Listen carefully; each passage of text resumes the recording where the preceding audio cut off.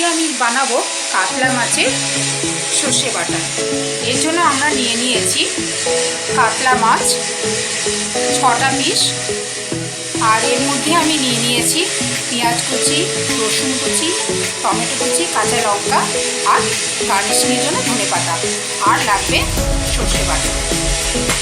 এবার আমরা কড়াইটা দিয়ে নিয়েছি এবং কড়াইয়ের মধ্যে আমরা সর্ষের তেল দিয়ে দেবো মাছকে ভাজার জন্য। তেল আমাদের গরম হয়ে গেছে, এবার আমরা এই মাছগুলো তেলের মধ্যে আস্তে আস্তে করে ছাড়ব।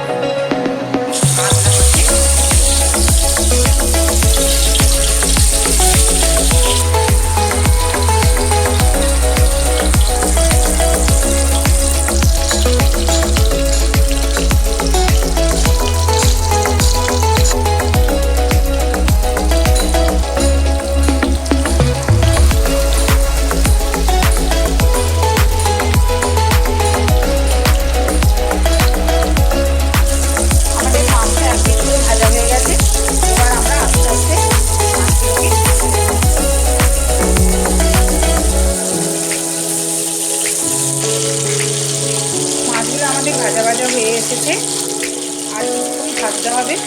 বেশ কড়া কড়া করে ভাজলে কাতলা মাছের সর্ষে বাটার ঝালটি খুব ভালো লাগে। মাছগুলো আমাদের ভাজা হয়ে গেছে, এবার আমরা মাছগুলো তুলে নেব।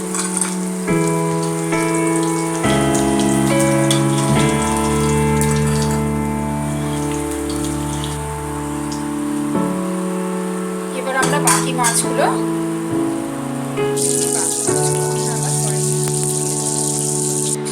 এবার আমরা এই মাছ ভাজার গরম তেলটার মধ্যে একটু 5 ফোড়ন, একটু শুকনো লঙ্কা দিয়ে দেবো। এবার আমি এর মধ্যে কেটে নিয়েছি পেঁয়াজ কুচি, টমেটো কুচি, কাঁচা লঙ্কা কুচি আর রসুন কুচি, এগুলো সব এর মধ্যে দিয়ে দেবো।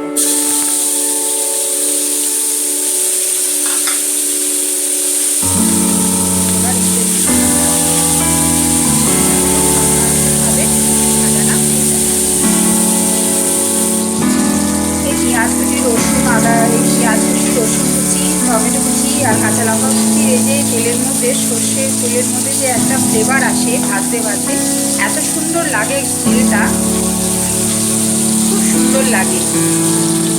এগুলো একটু ভাজা হয়ে গেছে, হালকা হালকাভাবে, বেশি ভেজে নেবো না। এরপর এর মধ্যে আমি এই বেটে রাখা সর্ষে বাটাটুকু দিয়ে দেবো।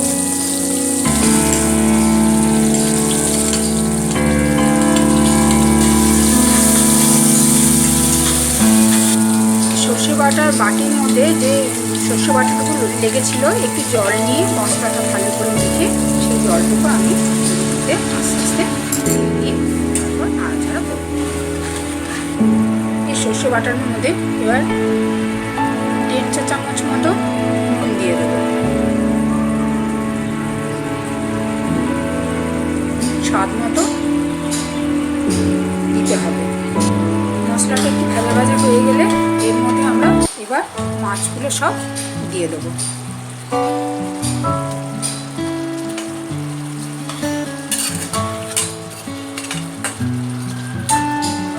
এর মধ্যে আমি 1 কাপ মতন জল দিয়ে দেবো। এটা একটু মাখা মাখা সর্ষে বাটা ঝাল হবে।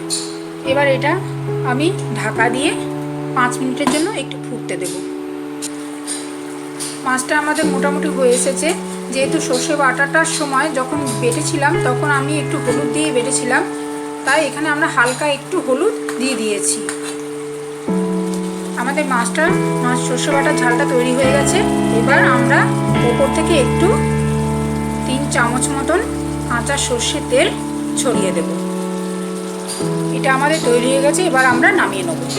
দেখুন আমাদের এই সর্ষে বাটা দিয়ে কাতলা মাছের ঝাল তৈরি হয়ে গেছে। কত অপূর্ব সুন্দর দেখতে হয়েছে। আপনারাও বাড়িতে এইভাবে করে খাবেন এবং আমার কমেন্টে জানাবেন কেমন হয়েছে খেতে। আমাদের চ্যানেলটি যদি আপনাদের ভালো লেগে থাকে তাহলে অবশ্যই লাইক শেয়ার করবেন আর নিচে কমেন্ট করে জানাবেন যে আপনাদের ভিডিওটি কেমন লেগেছে। আর আমাদের চ্যানেলটি সাবস্ক্রাইব করবেন আর পাশে থাকা বেল আইকনটি ক্লিক করবেন যাতে আমরা যা ভিডিও বানাবো তার নোটিফিকেশন আপনাদের কাছে সবার আগে পৌঁছায়।